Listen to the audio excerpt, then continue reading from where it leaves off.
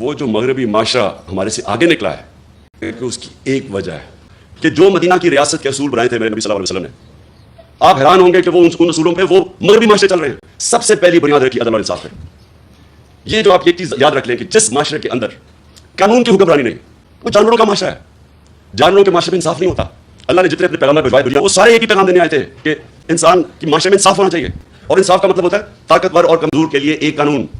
اور پھر انہوں نے یہ کہا کہ تمہارے سے پہلے قومیں تباہ ہوئی، جدھر ایک چھوٹا جو چوری کرتا تھا وہ جیل میں چلا جاتا تھا، لیکن طاقتور کو اس ملک کا انصاف کا نظام نہیں سزا دے سکتا تھا، قوم تباہ ہو جاتی ہے. آپ حیران ہوں گے کہ مسلمان ملکوں میں 20% بھی نہیں ہے انصاف، رول آف لا.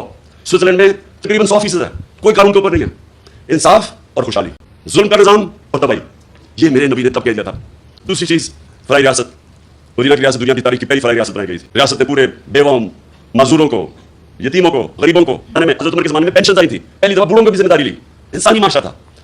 آج اگر آپ نے یہ دیکھنا ہے فلاحی ریاست کدھر ہے، ڈینمارک، سویڈن، ناروے، برطانیہ، آپ جا کے دیکھیں کہ کیسے انسانوں کی قدر ہے. میں آپ کو دعویٰ کرتا ہوں کہ وہ اپنے جانوروں کا ہمارے انسانوں سے بہتر دھیان رکھتے ہیں.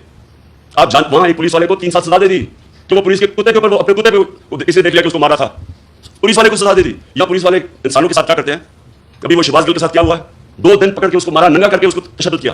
ان کی ایک ہے RSPCA، وہ دیکھتی ہے کہ جانور تو نہیں ظلم ہو رہا. اور یہ کدھر شروع ہوا تھا؟ حضرت عمر نے کیا کہا تھا کہ اگر کتا بھی میری ریاست کے اندر بھوکا مرے میں ذمہ دار ہوں، کیونکہ میں پھر آخر میں آنے لگا ہوں یہ حقیقی آزادی کے اوپر. دیکھیں سو جو نبی صلی اللہ علیہ وسلم کی سنت پہ چلے گا معاشرہ وہ اوپر چلا جائے گا، چاہے وہ مسلمان ہے یا نہیں ہے، کیونکہ وہ رحمۃ اللہ عالمین ہے. اور جب ہم اپنے آپ کو مسلمان کہتے ہیں اور ان کے اصولوں پہ نہیں چلتے تو پھر ہمارے سامنے تو انہوں نے کہا کہ قوم تباہ ہو جاتی ہے. آج اب دیکھیں، میں زندگی کے 20-30 سال مغرب میں گزارے، وہاں تصور بھی نہیں کوئی کر سکتا کہ ایک ملک کا مجرم پکڑا جائے کہ لندن کے اندر بڑے بڑے مالات لیے ہوئے اور ایک رسید کی طرف سے پیسہ آیا. 3 دفعہ پرائم منسٹر، بچے اس کے لندن بیٹھے اربوں روپے کے گھروں میں رہتے ہیں.